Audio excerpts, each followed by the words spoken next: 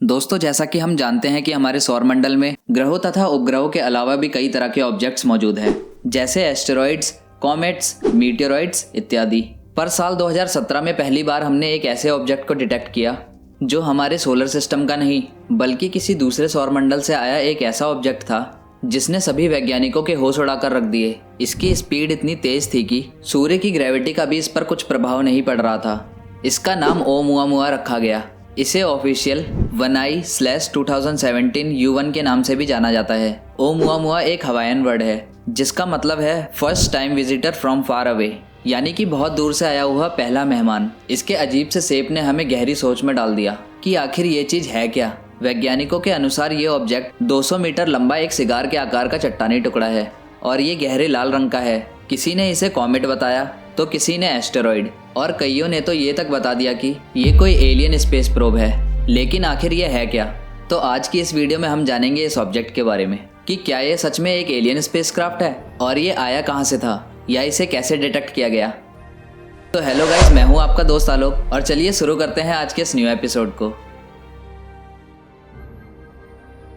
दोस्तों, ओमुआमुआ को सबसे पहले कनेडियन एस्ट्रोनॉमर रॉबर्ट वेरिक ने पेन स्टारस टेलीस्कोप के जरिए देखा था, जो हेलिकल ऑब्जर्वेटरी हवाई में है। इसकी खोज 19 अक्टूबर 2017 में हुई थी। पहले एस्ट्रोनॉमर्स को लगा कि यह ऑब्जेक्ट भी साधारण कॉमेट से ज्यादा कुछ नहीं है, पर जब इस पर लगातार नजर बनाई रखी गई और इसके ऑर्बिटल मैकेनिक्स के आधार पर इसका निरीक्षण किया गया तो पता चला कि ये इस सौरमंडल का है ही नहीं बल्कि किसी दूसरे सौरमंडल से यहाँ तक पहुंचा है। दरअसल हम सब ये जानते हैं कि कॉमेट्स जब सूर्य के करीब आ जाते हैं तब उसमें जमा बर्फ इवापोरेट होने लगता है, यानी कि भाप में तब्दील होने लगता है और इस वजह से इसकी एक लंबी पूंछ का निर्माण होता है जिसे कॉमेट्स की टेल कहा जाता है। लेकिन जब हमारे टेलीस्कोप ने इसकी तस्वीर ली थी वो कुछ ऐसी है। इसमें आप देख सकते हैं कि ये एक छोटे डॉट की तरह नजर आ रहा था जिसकी कोई टेल नहीं थी। इसका मतलब ये था कि ये एक कॉमेट नहीं हो सकता, इसलिए इसे बाद में रिक्लासिफाई कर दिया गया एस्टेरॉइड के रूप में, जिसका नाम रखा गया A/2017 U1। यहाँ एक संभावना ये भी है कि हो सकता है कि ये किसी एडवांस सिविलाइजेशन का कोई स्पेसशिप हो जो पूरी तरह से मेटल का बना हुआ हो सकता था कि किसी दूसरे सौरमंडल में रहने वाले किसी एडवांस सिविलाइजेशन ने इसे हमसे संपर्क करने के लिए हमारे सौरमंडल में भेजा हो, बिल्कुल वैसे ही जैसे हम इंसानों ने वॉयेजर 1 जैसे स्पेस प्रोब को दूसरे सौरमंडल में भेजा है। इसलिए वैज्ञानिकों को कुछ बातें खटक रही थी और इसी कारण सेटी यानी search for extra terrestrial intelligence ने इसके ऊपर निरीक्षण शुरू कर दिया। शुरू में तो ये सबको नॉर्मली लग रहा था, पर जब इसको ध्यान से देखा गया तो पाया गया कि इससे टकराकर आने वाली सूर्य की चमक अनस्टेबल तरीके से घट और बढ़ रही है। ऐसा तभी होता है जब कोई पिंड या ऑब्जेक्ट स्टेबल नहीं बल्कि अनस्टेबल रूप से टम्बलिंग मोशन में हो। इससे हमें इसके स्ट्रक्चर और गति का अनुमान हुआ और जब इसके ऑर्बिट पर रिसर्च की गई तब इसने वैज्ञानिकों के होश उड़ा दिए। हम जानते हैं कि हमारे सौरमंडल के सारे पिंड सूरज का चक्कर काटते हैं और इनके ऑर्बिट या तो सर्कुलर होते हैं या इलेप्टिकल। इसके ऑर्बिट को ऑर्बिटल एसेंट्रिसिटी द्वारा मापा जाता है जिसकी वैल्यू 0 से 1 के बीच होती है। ऑर्बिटल एसेंट्रिसिटी 0 का मतलब है कि किसी ऑब्जेक्ट का ऑर्बिट परफेक्ट सर्कुलर है और अगर एसेंट्रिसिटी 1 से कम है तो ऑर्बिट इलेप्टिकल होगा। इसका मतलब इस सौरमंडल में मौजूद हर तरह का ऑब्जेक्ट सूर्य से ग्रेविटेशनल बाउंडेड होता है। उदाहरण के लिए वर्तमान में हमारी पृथ्वी की एसेंट्रिसिटी है 0.0167, जिसके कारण इसका ऑर्बिट लगभग सर्कुलर है और ऑर्बिटल एसेंट्रिसिटी 1 का मतलब है पैराबोलिक एस्केप ऑर्बिट। आसान शब्दों में कहे तो इस ऑर्बिट से कोई भी पिंड हमारी सूर्य की ग्रेविटी से बाहर चला जाएगा, यानी हमारे सौरमंडल से बाहर चला जाएगा। और ओमुआमुआ की ऑर्बिटल एसेंट्रिसिटी थी 1.2, यानी हमारे सोलर सिस्टम के एस्केप ऑर्बिट से भी ज्यादा।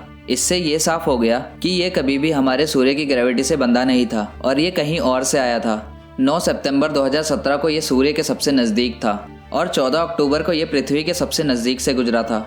अब ये सवाल आता है कि ये आखिर आया कहाँ से था और इसकी रफ्तार इतनी तेज कैसे थी। शायद ये एक इंटरस्टेलर ऑब्जेक्ट था। ये जानने के बाद एस्ट्रोनॉमर्स ने एक नए डेजिग्नेशन का निर्माण किया, आई यानी इंटरस्टेलर ऑब्जेक्ट। और क्योंकि ओमुआमुआ ऑब्जर्व किया गया पहला इंटरस्टेलर ऑब्जेक्ट था इसलिए इसका नाम 1I/2017 U1 रखा गया। ओमुआमुआ की ट्रेजेक्टरी को कंप्यूटर सिमुलेशन द्वारा सिमुलेट करने पर वैज्ञानिकों को यह पता चला कि ये वेगा स्टार के डायरेक्शन से आया था जो कि लायरा कॉन्स्टेलेशन में है। जब ये हमारे सोलर सिस्टम में एंटर होता है तब इसकी स्पीड 26 किलोमीटर पर सेकंड थी। इसके इतने तेज होने के कारण ही इस पर सूरज की ग्रेविटी का कोई प्रभाव नहीं पड़ा। वैज्ञानिकों का मानना था कि यह ऑब्जेक्ट हमारे सोलर सिस्टम के बाहर नहीं बल्कि यहीं मौजूद क्यूपर बेल्ट या ओर्ट क्लाउड से आया था। पर यहाँ परेशानी ये थी कि इन रीजन से आने वाले एस्टेरॉयड और कॉमेट्स केवल इतनी रफ्तार ही प्राप्त कर पाते हैं कि वो वापस वहीं लौट सके जहाँ से आए थे।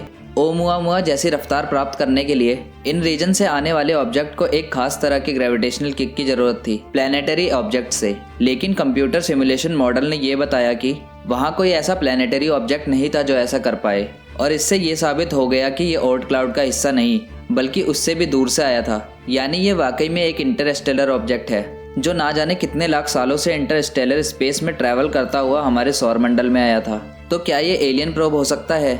इसे जानने के लिए एस्ट्रोनॉमर्स ने इससे निकलने वाली सभी प्रकार के सिग्नल को मापने की कोशिश की, लेकिन यहाँ कुछ भी नहीं मिला। हम केवल बस इतना ही जानते हैं कि या तो ये चट्टान से बनी है या मेटल से, और शायद ये इंटरस्टेलर एस्टेरॉयड से ज़्यादा कुछ नहीं है।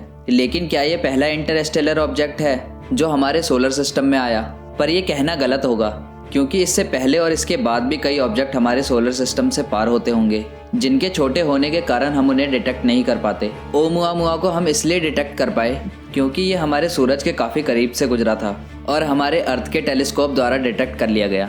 शायद ये कोई एलियन प्रोब भी हो सकता है। अभी वर्तमान में हमारे पास इतनी एडवांस टेक्नोलॉजीज नहीं है कि इसके बारे में डिटेल से जान सके, लेकिन ओमुआमुआ ने हमें इस ओर प्रेरित किया है कि आने वाले समय में हम ऐसे इंटरस्टेलर ऑब्जेक्ट के लिए खुद को तैयार कर लें।